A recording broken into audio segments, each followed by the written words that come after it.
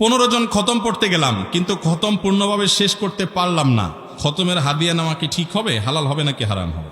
এ হলো হুজুরদের 2 নম্বরই আর কি।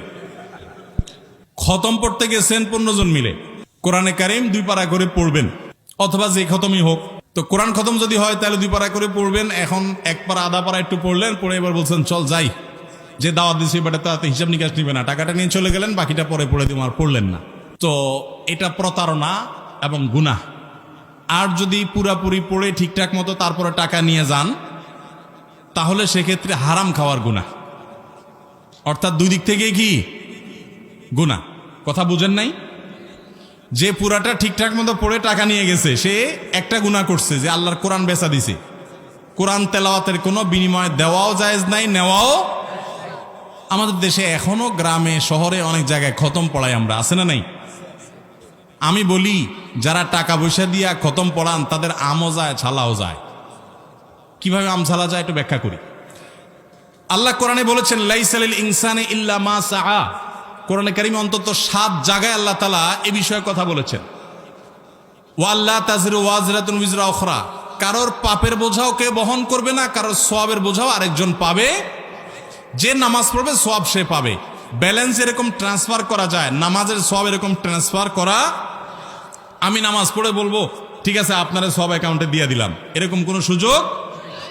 আমি কোরআন তেলাওয়াত করে বললাম যে ঠিক আছে এটা আপনারা দিয়ে দিলাম, এরকম জীবিত মানুষ একজন আরেকজনের তরফ থেকে নামাজ রোজা করতে পারে না, নামাজ পড়তে পারে না। হ্যাঁ, রোজার ক্ষেত্রে কেউ যদি রাখতে না পারে, অপারগ হয় শারীরিকভাবে, বিকল্প আছে, কিন্তু আপনি কোরআন তেলাওয়াত করবেন, সওয়াব আরেকজন পাবে, এরকম সুযোগ নাই। তাহলে আপনি টাকা দিয়া হুজুর দিয়া যদি খতম পড়ান, তো যে হুজুর খতম পড়ছে সওয়াব যদি কিছু পাওয়ার হয় সে পাবে, যদিও হুজুরও পাবে না, কারণ হেরো দান্দা ছিল কি টাকা। আর আপনি সওয়াব তো পাইলেন না, উল্টা আরো খাওয়াইলেন, টাকাও দিলেন, তাহলে আমও গেল ছালাও গেল। আল্লাহ আমাদেরকে বুঝার তৌফিক দান করুন। নিজের তেলাওয়াত নিজে করবেন, নিজের দোয়া নিজে করবেন। অতএব যে হুজুর দোয়া কোরআন পুরা ঠিকঠাক মতো খতম করে দিয়ে গেছে, ওনার গুনাহ একটা হবে, আর যে ফাঁকি দিয়ে গেছে তার গুনাহ হবে 2টা। 15 জন খতম পড়তে গেলাম, কিন্তু খতম পূর্ণভাবে শেষ করতে পারলাম না। খতমের হাদিয়া নেওয়া কি ঠিক হবে, হালাল হবে নাকি হারাম হবে? এ হলো হুজুরদের 2 নম্বরই আর কি। খতম পড়তে গেছেন 15 জন মিলে, কোরআনে কারিম 2 পারা করে পড়বেন, অথবা যে খতমই হোক। তো কোরআন খতম যদি হয় তাহলে 2 পারা করে পড়বেন। এখন 1 পারা আধা পারা একটু পড়লেন, পড়ে এবার বলছেন চল যাই, যে দাওয়াত দিছি বাট তাতে হিসাব নিকাশ নিবে না, টাকাটা নিয়ে চলে গেলেন, বাকিটা পরে পড়ে দিব, আর পড়লেন না। তো এটা প্রতারণা এবং গুনাহ। আর যদি পুরাপুরি পড়ে ঠিকঠাক মতো তারপরে টাকা নিয়ে যান, তাহলে সেক্ষেত্রে হারাম খাওয়ার গুনাহ। অর্থাৎ 2 দিক থেকেই কি গুনাহ। কথা বুঝেন নাই? যে পুরাটা ঠিকঠাক মতো পড়ে টাকা নিয়ে গেছে, সে একটা গুনাহ করছে, যে আল্লাহর কোরআন বেচা দিছে। কোরআন তেলাওয়াতের কোনো বিনিময় দেওয়াও জায়েজ নাই, নেওয়াও।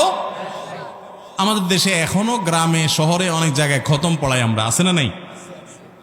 আমি বলি, যারা টাকা পয়সা দিয়া খতম পড়ান তাদের আমও যায় ছালাও যায়। কিভাবে আম ছালা যায় একটু ব্যাখ্যা করি। আল্লাহ কোরআনে বলেছেন লাইসালিল ইনসানি ইল্লা মা সাআ।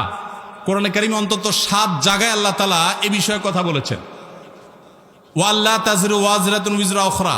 কারোর পাপের বোঝাও কে বহন করবে না, কারোর সওয়াবের বোঝাও আরেকজন পাবে। যে নামাজ পড়বে সওয়াব সে পাবে। ব্যালেন্স এরকম ট্রান্সফার করা যায়, নামাজের সওয়াব এরকম ট্রান্সফার করা। আমি নামাজ পড়ে বলবো ঠিক আছে আপনারা সব অ্যাকাউন্টে দিয়ে দিলাম, এরকম কোনো সুযোগ।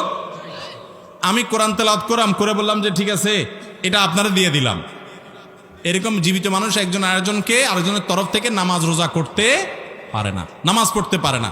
হ্যাঁ, রোজার ক্ষেত্রে কেউ যদি রাখতে না পারে, অপারগ হয় শারীরিকভাবে, বিকল্প আছে, কিন্তু আপনি কোরআন তেলাওয়াত করবেন, সওয়াব আরেকজন পাবে, এরকম সুযোগ নাই। তাহলে আপনি টাকা দিয়া হুজুর দিয়া যদি খতম পড়ান, তো যে হুজুর খতম পড়ছে সওয়াব যদি কিছু পাওয়ার হয় সে পাবে, যদিও হুজুরও পাবে না, কারণ হেরো দান্দা ছিল কি টাকা। আর আপনি সওয়াব তো পাইলেন না, উল্টা আরো খাওয়াইলেন, টাকাও দিলেন, তাহলে আমও গেল ছালাও গেল। আল্লাহ আমাদেরকে বুঝার তৌফিক দান করুন। নিজের তেলাওয়াত নিজে করবেন, নিজের দোয়া নিজে করবেন। অতএব যে হুজুর দোয়া কোরআন পুরা ঠিকঠাক মতো খতম করে দিয়ে গেছে, ওনার গুনাহ একটা হবে, আর যে ফাঁকি দিয়ে গেছে তার গুনাহ হবে 2টা।